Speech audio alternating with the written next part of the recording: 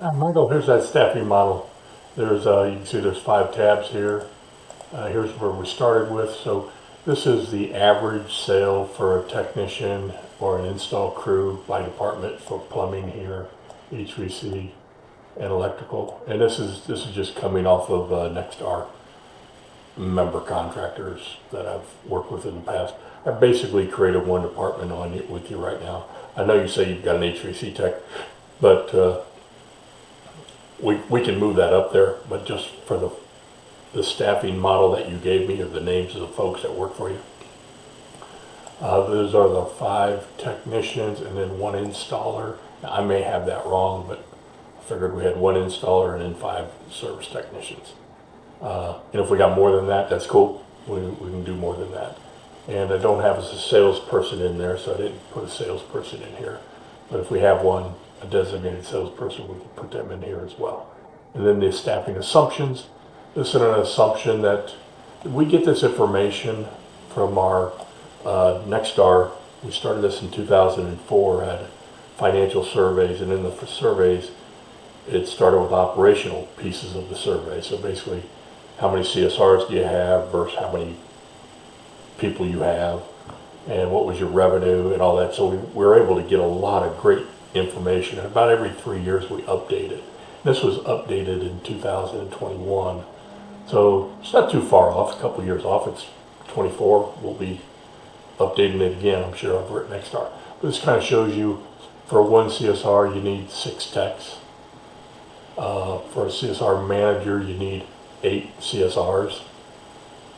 Dispatcher, this is number of techs per dispatch, you can see that, and the number of techs per trade administrator. We can talk all about what the trade administrator is. I'll tell you what, the laptop computer has really helped with where everything kind of going electronic, has helped with lowering the trade administrators. However, that not everybody has been up to speed. That's why it's still up to 30 as 30 technicians per trade administrator.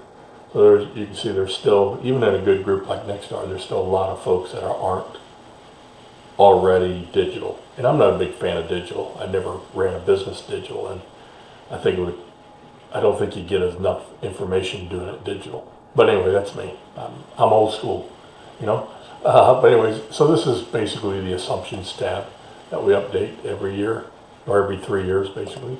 Then our position pay, same thing. Only we do get this annual because we do the survey annually. We do take the annual numbers, and this is a 2021 number as well. So this is what the average pay would be for these folks, and I just rounded it off based off of, in that survey they say, what do you pay your CSRs? What do you pay each one of these positions? And all the members put it in there, and then we kind of average it off and take 80% of whatever the average is, because some guys are way up there and some guys are low. So there's an 80% off of where it usually falls in pretty good right in there. There's guys above and below this number, and I get it. And then owner's salary is 100. And then this is the staffing piece. This is where here's all the positions that you laid out for me in this right here, basically. But you gave me the information on what that is, and this is your column, the owner column. So these are the hats that you wear. Basically, I didn't know who the CSR manager was. I made you it. Fleet manager, operations manager, and then you do the IT probably. Me, you wouldn't want me to do IT, but that means you're at 39% capacity. You got 61% to go. And then I took your staff folks based off of what they did, and they're wearing 2 hats here. So Lori right now is wearing 138% of a hat, which kind of concerns me a little bit. So we'll have to figure out what's going on here.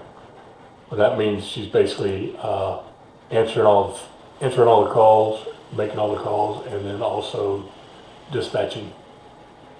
So between those two, she's got her hands full.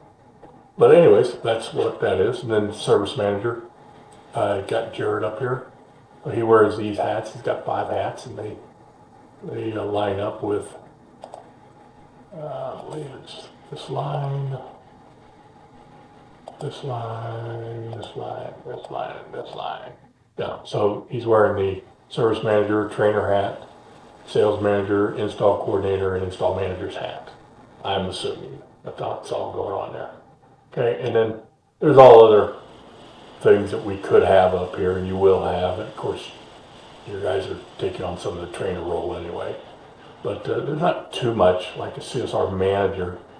You know, you're doing the management of it right there, right? A sales lead coordinator.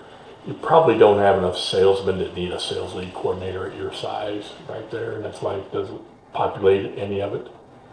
Sales manager doesn't really populate any of it either because I didn't put it into the revenue build that we basically had a salesman up in here that dictate a salesman to be in here. If I did, and I put a salesman up here and put them in one, you can kind of see what's going to happen over here on that. It's going to change anything that just populated right here. Says, okay, well, you need some more staff for that because it's adding up to 30% of a person. Okay, so I'm going to go back there and take that salesman off.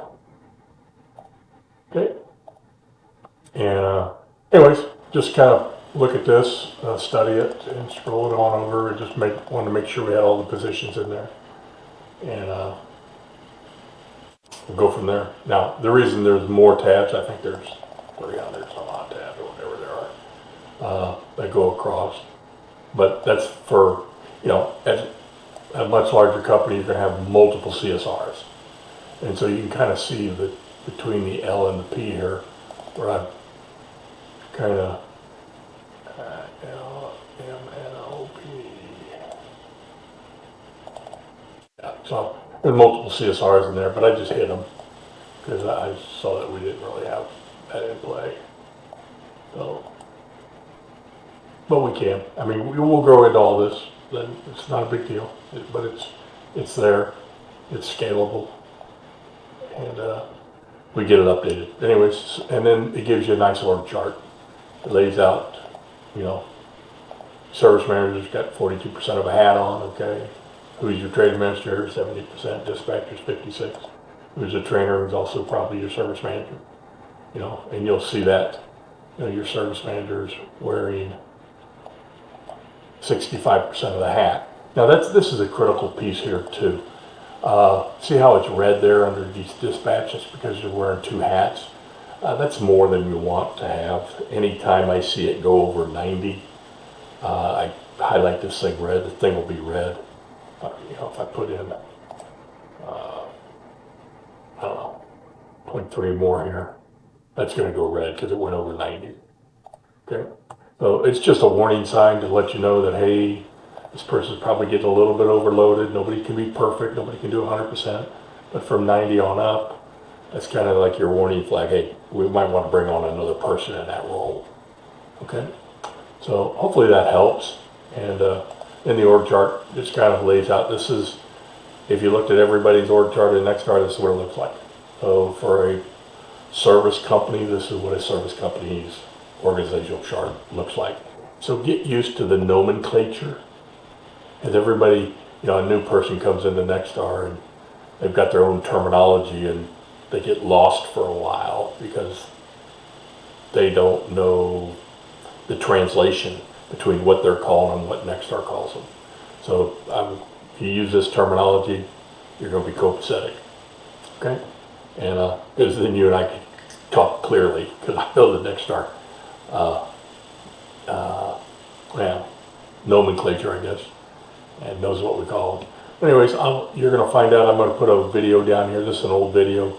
So I'm going to update this video that I'm just talking to you about this. So at each page you can turn this on and let's do it. Okay. Talk to you soon.